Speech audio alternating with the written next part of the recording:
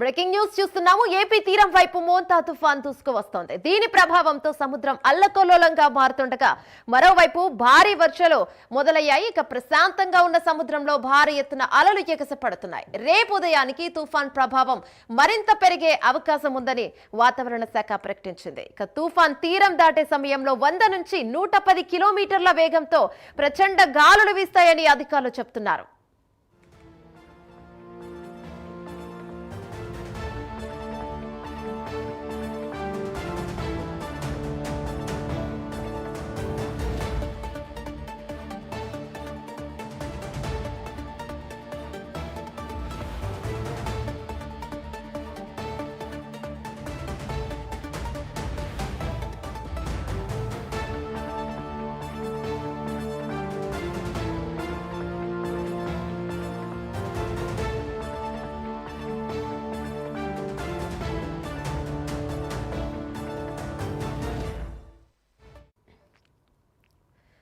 మోంతా తుఫాన్ ప్రభావంతో అన్ని ఓడరేవుల్లో 1వ నంబర్ హెచ్చరికలు జారీ చేశారు. ప్రభావిత ప్రాంతాల్లో ఎన్డీఆర్ఎఫ్, ఎస్డీఆర్ఎఫ్ సిబ్బందిని మోహరించారు. సహాయ చర్యల కోసం 100 మంది గజయితగాళ్లను రంగంలోకి దింపారు. ఎక్కడికక్కడ సహాయం కోసం హెల్ప్ లైన్ నంబర్స్ ను ఏర్పాటు చేశారు. అన్ని డిపార్ట్మెంట్స్ అప్రమత్తంగా ఉండాలని ప్రభుత్వం ఆదేశాలను జారీ చేసింది. అత్యవసర పరిస్థితి పనుల కోసం ఇక 19 కోట్లను ప్రభుత్వం విడుదల చేసింది.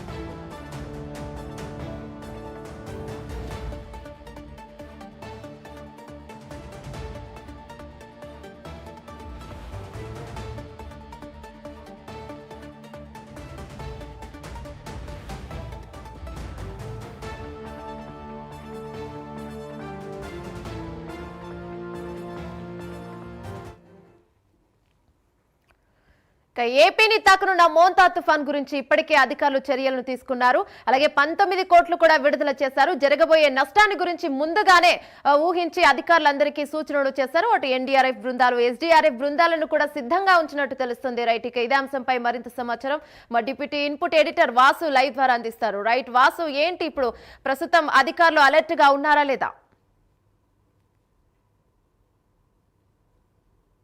మొత్తం నెట్ నుంచి అధికారులంతా కూడా అప్రమత్తం అయ్యారు. ఎందుకంటే సీఎం సమీక్షిస్తున్నారు స్వయంగా. ఎందుకంటే తుఫాను తీవ్రత ఎక్కువ ఉండే అవకాశం ఉందని చెప్తున్నారు.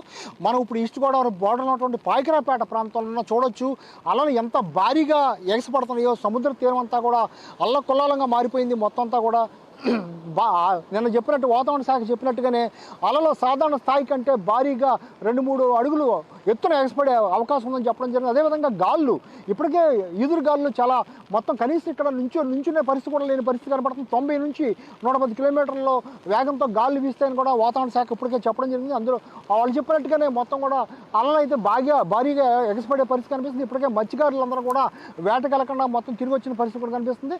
ఈ నేపథ్యంలో మొత్తం ఎక్కడెక్కడ వర్షాలు పడతాయో, ఎక్కడెక్కడ వాతావరణ శాఖ చెప్పినట్టు వివరాల ప్రకారం అయితే ప్రభుత్వం అప్రమత్తమైంది. జిల్లాలకు ప్రత్యేకమైన అధికారులు కూడా కేటాయించడం జరిగింది. నిధులు కూడా కేటాయించడం జరిగింది. స్వయంగా సీఎం చంద్రబాబు నాయుడు సమీక్షిస్తున్నారు. హోంమంత్రి మొత్తం కూడా సమీక్షిస్తుంది. ఎక్కడెక్కడ ప్రత్యేకమైన అధికారులు చర్యలు తీసుకున్నారు. లోతట్టు ప్రాంతాలను గుర్తించారు. మొత్తం కాకినాడలో తీరం దాటే అవకాశం ఉందని వాతావరణ శాఖ చెప్పిన నేపథ్యంలో కాకినాడలో ఇప్పటికే నారాయణ స్వయంగా మున్సిపల్ శాఖ మంత్రి నారాయణ అక్కడ సమీక్షించి చర్యలు తీసుకుంటున్నారు. అదేవిధంగా జిల్లా కలెక్టర్లు అన్ని జిల్లాల కలెక్టర్ కూడా ఎటువంటి అవాంఛనీయ సంఘటనలు ముఖ్యంగా సీఎం చెప్పినట్టుగా కూడా ఎటువంటి ప్రాణ నష్టం కానీ ఆస్తి నష్టం కానీ ఎక్కడ జరగకూడదని చెప్పడం జరిగింది. అందులో భాగంగానే మొత్తం లోతట్టు ప్రాంతాలను గుర్తించి ఆయా ప్రాంతాలను సురక్షిత ప్రాంతాలకు కూడా తరలించేందుకైతే ఏర్పాట్లు చేసుకుంటున్నారు. ఇవాళ తుఫానుగా ఉన్నప్పుడు కూడా రేపటికి తీవ్ర తుఫానుగా కాకినాడ మధ్యలో మొత్తం శ్రీకాకుళం నుంచి మొత్తం మచిలీపట్నం వరకు కూడా సముద్ర తీర ప్రాంతం అల్లకల్లోలంగా మారే అవకాశం ఉంది. సముద్రంలో ఉన్న అల్లలు మరింత ఎక్కువ ఎగసిపడే పరిస్థితి ఉంది. ఈ తీరం దాటే సమయంలో 90 నుంచి 110 కిలోమీటర్ల వేగంతో భారీ ఈదురుగాలు కూడా వీచే అవకాశం కూడా వాతావరణ శాఖ చెప్పిన నేపథ్యంలో మొత్తం కూడా ప్రభుత్వం అప్రమత్తమైంది. అన్ని శాఖలు కూడా అప్రమత్తం చేసింది.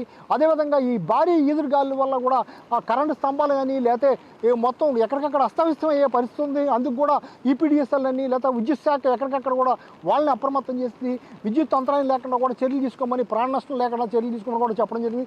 ఇప్పటికే అధికారులు అయితే మొత్తం ఎక్కడికక్కడ సమీక్షిస్తున్నారు. ఎటువంటి అవాంఛనీయ సంఘటన జరగకుండా, ఆస్తి నష్టం జరగకుండా, ప్రాణ నష్టం జరగకుండా మొత్తం సమీక్షించే పరిస్థితి కనిపిస్తుంది. మొత్తం విశాఖపట్నం అవ్వచ్చు లేదా మొత్తం ఉత్తరాంధ్ర అవ్వచ్చు, అన్ని ప్రాంతాల్లో కూడా ఈ సముద్ర తీర ప్రాంతం అంతా కూడా అల్లకొల్లారగా మారింది. భారీ ఎదురుగాలు ఇప్పటికే మొదలైపోయి వర్షం కూడా ఉదయం నుంచి కూడా ఎడతెరిపిలేని వర్షం కూడా కురిసే పరిస్థితి కనిపిస్తుంది.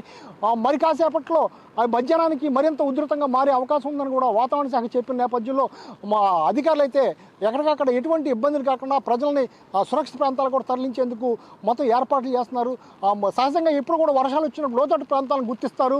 ఆ విధంగా గుర్తించిన ప్రాంతాలను ఇప్పటికే ఐడెంటిఫై చేసి ఆయా ప్రాంతాల్లో ఉన్నటువంటి వాళ్ళని కూడా తరలిస్తున్నారు. ముఖ్యంగా ఈ సముద్ర తీర ప్రాంతం, మనం ఉన్నటువంటి ఈ సముద్ర తీర ప్రాంతంలో మత్స్యకారులు ఇబ్బంది పడే పరిస్థితి, వాళ్ళందరూ కూడా సురక్షిత ప్రాంతాలకు ఇప్పటికే తరలించారు. మొత్తం ఏదైనా కూడా ప్రభుత్వం అయితే చాలా అప్రమత్తంగా ఉంది. ఎటువంటి అవాంఛనీయ సంఘటన జరగకుండా అయితే చర్యలు తీసుకుంటుంది. యమున, మనం అంటే నిన్నటి నుంచి కూడా వాతావరణ శాఖ చెప్తుంది, అటు అధికారులు కూడా అలర్ట్ చేశారు. ఇటు సీఎం చంద్రబాబు కూడా దీన్ని ప్రత్యేకంగా ఆయన అన్నిటినీ సమీక్షిస్తున్నారు. ఎక్కడ ఎలాంటి నష్టం జరగకూడదు అని చెప్పి ఎన్డీఆర్ఎఫ్ బృందాలు, ఎస్డీఆర్ఎఫ్ బృందాలు అన్నిటికీ అన్ని సిద్ధంగా ఉన్నట్టుగానే కనిపిస్తోంది. ఇప్పటికే పునరావాస కేంద్రాలకు కూడా తరలించారు లోతట్టు ప్రజలని. మరి ఈ అంటే మెయిన్ సిటీలలో, మెయిన్ పట్టణాలలో ఇలాంటి వాటిలో అంటే మనం చూస్తాం గతంలో వచ్చిన చిన్న చిన్న వర్షాలకు కూడా గుంటూరు రోడ్లపై ఇలాంటి రోడ్లన్నీ కూడా మునిగిన పరిస్థితి కనిపించింది. ఇటు పట్టణాలలో ఎలాంటి దృష్టిని కేంద్రీకరిస్తారని చెప్పుకోవచ్చు? మీరు అన్నట్టు గుంటూరు అవ్వచ్చు లేదా విశాఖ అవ్వచ్చు, కార్పొరేషన్లు అయితేనే, మున్సిపాలిటీలు అయితే, నగరాల్లో కూడా ఉదాహరణకు విశాఖలో జ్ఞానాపురం అంతా నిండిపోయే పరిస్థితి. ఒక మాదిరి వర్షం వస్తే జ్ఞానాపురం అంతా నిండిపోయే పరిస్థితి. అదేవిధంగా గుంటూరు చాలా ప్రధాన రహదారులకు నిండిపోయే పరిస్థితి. ఇటువంటి అప్పుడు నగరాల్లో కూడా ప్రత్యేకమైన ఏర్పాట్లు చేశారు. ప్రత్యేకంగా కొన్ని స్కూళ్ళు అయితేనే లేకపోతే వైఎంసీ హాళ్ళు అయితేనే ఇలా కొన్ని గుర్తించి ఆయా హాల్ని పునరావాస కేంద్రాలుగా ఏర్పాటు చేశారు. అక్కడ ఉన్నటువంటి ప్రాంతాల్లో ఉన్నటువంటి అందరం కూడా సురక్షిత ప్రాంతాలకు తరలించేందుకు కూడా ఏర్పాటు చేస్తాం. ప్రస్తుతానికి వర్షం ఇంకా భారీ వర్షం సిటీల్లో విశాఖపట్నంలో కానీ మిగిలిన ప్రాంతాల్లో లేదు. కానీ గోదావరి జిల్లాలో మాత్రం భారీ వర్షం ఇప్పటికే మొత్తం ఎడతెరిపిలేని వర్షం కురిసే పరిస్థితి కనిపిస్తుంది. మధ్యాహ్నం తర్వాత సాయంత్రానికి అయితే మరింత వర్షపాతం నమోదయ్యే అవకాశం ఉంది. అప్పుడు ఈ లోతట్టు ప్రాంతాలు కనుక నగరాల్లో కూడా మునిగిపోతే ముందుగా కేటాయించినటువంటి ఆయా ప్రాంతాలకు వాళ్ళని తరలించి సురక్షితంగా తరలించేందుకు ఏర్పాటు చేస్తున్నాం. అందుకు దానికి సంబంధించి ముందుగానే అధికారులు ఏర్పాట్లు చేసుకున్నారు. నిధులు కూడా ముందుగానే కేటాయించడం జరిగింది. వారికి కావాల్సిన ఆహారం కానీ, నీళ్లు కానీ, ఇతర ఏర్పాట్లు కూడా ముందుగానే చేసుకునే పరిస్థితి కనిపిస్తుంది. ఈ తుఫాను తీవ్ర తుఫానుగా అయితే తీవ్రమైన నష్టం కూడా చేకూర్చే అవకాశం ఉంది. వీధులు గాలు ఎక్కువగా వీచే అవకాశం ఉంది. అందువల్ల అయితే ప్రభుత్వం అప్రమత్తమైంది. ప్రాణ నష్టం రాకుండా ప్రధానంగా చర్యలు తీసుకుని అందులో భాగంగానే పునరావాస కేంద్రాలను పట్టణాల్లో, నగరాల్లో కూడా ఏర్పాటు చేసింది. ఏమన్నా